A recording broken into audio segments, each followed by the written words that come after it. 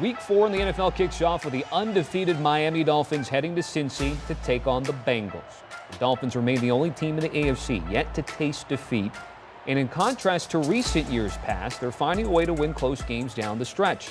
Most recently handing their divisional rivals and Super Bowl favorites their first loss of the season. You enjoy it now, but it's a quick turnaround, so you got to move on quick and get ready for Cincinnati. As for the Bengals, they finally got out of the win column after an 0-2 start, putting together 4 good quarters of football against the Jets, and most importantly, gave Joe Burrow enough time in the pocket to find his playmakers. I thought we did great today. Just going to keep going like that. Burrow and Tua Tagovailoa have plenty of history and will now face off for the first time since one of the most epic college football matchups in recent memory. Burrow leading LSU to victory and eventually the national championship that year. After going 1st and 5th overall in the 2020 NFL Draft, these two young quarterbacks will forever be linked. It was Burrow who nearly led the Bengals to their first Super Bowl championship in year 2, alongside a bright young head coach and arguably the best set of skill position players in the league.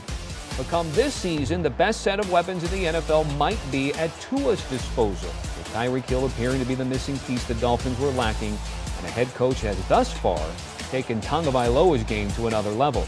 It goes to show how important it is to him, how gutsy he is, how tough he is. Will the first NFL matchup between Burrow and Tua be anything like their classic in Tuscaloosa? If so, it could be in for an epic night in Cincy. And to get us ready for tonight's game, we have our analysts Brady, Quinn, and Ryan Harris joining us this morning on HQ. So guys, Tua Tagovailoa listed as questionable, sore back and ankle, limited him in practice. Also, we saw him being a little bit woozy after taking that big hit in the first half against the Bills. Brady, what's the concern level for you when it comes to Tua if he's able to go tonight? Yeah, Tom Pelissero reported earlier today that he's actually going to be able to go tonight. So they're fully expecting him to be ready to go. And look, I've dealt with back injuries. I know Ryan's dealt with back injuries as well.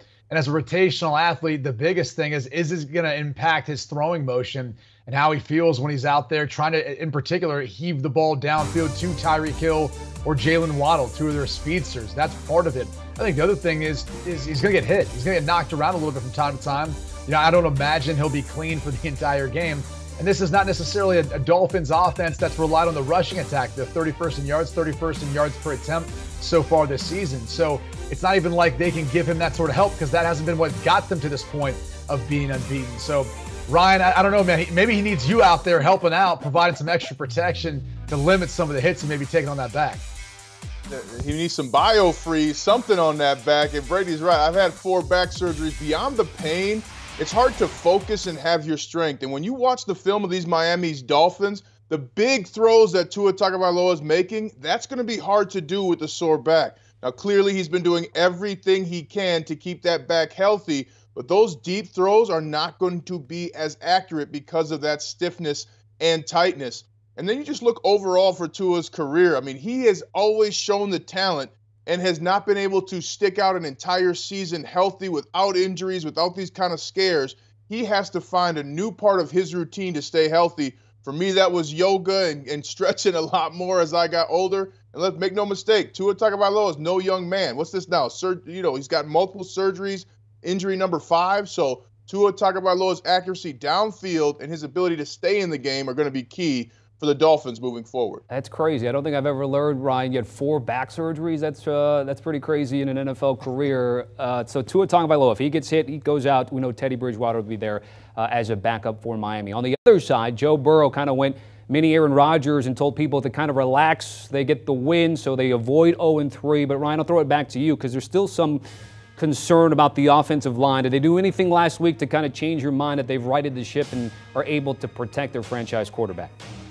They did make an improvement last week. If you watch the film, a lot of the plays Joe Burrow made, he was spinning out of the pocket. I didn't even know Joe Burrow could still spin, right? So he's moving and getting better. That has to continue to improve. But they've got no running game behind P. Ryan and also Joe Mixon. Neither one of those guys has really gotten started.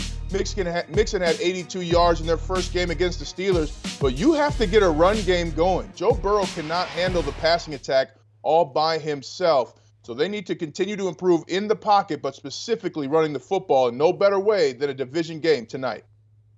No doubt about it, Ryan. And I think one of the things you noticed them do last week, a little bit more seven-man protection from time to time. And I just think Joe Burrow is being more cognizant of it, getting out of the pocket or getting the ball out of his hand and not sitting in there and trying to wait for something to develop downfield. But we also should acknowledge that T. Higgins being back has now added to a potent passing attack to go along with Jamar Chase and Tyler Boyd and the rest of their pass catchers. So, look, this is going to be, to me, a high-scoring affair, assuming that Tua Tagovailoa is able to continue to do what he's done through the air. But I think Cincinnati Bengals, they've started to get their mojo back. I think we kind of forgot that Joe Burrow missed a period of time there in training camp with the appendicitis, and he just didn't look the same beginning the season. They're starting to find their flow. They're starting to find their sync. That's what the New York Jets are good for, by the way. You know, they're kind of the tonic to all your illnesses an NFL team. They'll help you get right back on track, and the Bengals look like they're now back on track for this short weekend for this matchup. So you're saying, Brady, the Jets are like the airborne to the Super Bowl hangover for Cincinnati there to be able to finally get their first win of the season. Look, we've asked each of you guys to give us a matchup to look for. And Brady, will start with you because we're hearing some smack talk between Eli Apple, more so, though, from Tyreek Hill. So before I get your thoughts, here's Tyreek Hill this week at practice. Looking forward to the challenge. It's going to be fun, you know, and I can't wait to go against Eli Apple, man. I owe you, boy. I owe you. I'm here. The cheetah is here. That's it. It stems from the postseason when Tyreek Hill, of course, was in KC. Brady, what do you think? Why are you looking out for this one here? Yeah, let's give it a little history to it, right? AFC Championship game. Tyreek Hill has a big first half versus the Bengals secondary back when he was a Chief. 7 catches, 78 yards, and a touchdown. What happened in the second half and in overtime?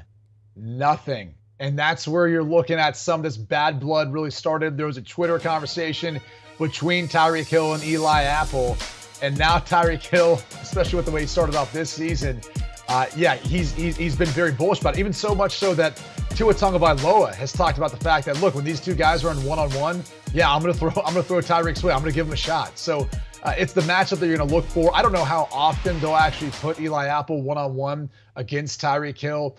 Going back to that lack of a rushing attack from Miami, there's really no reason to put an extra defender in the box. And so if you're the coaching staff there at Cincinnati, it's like, why not put a safety over the top the entire time?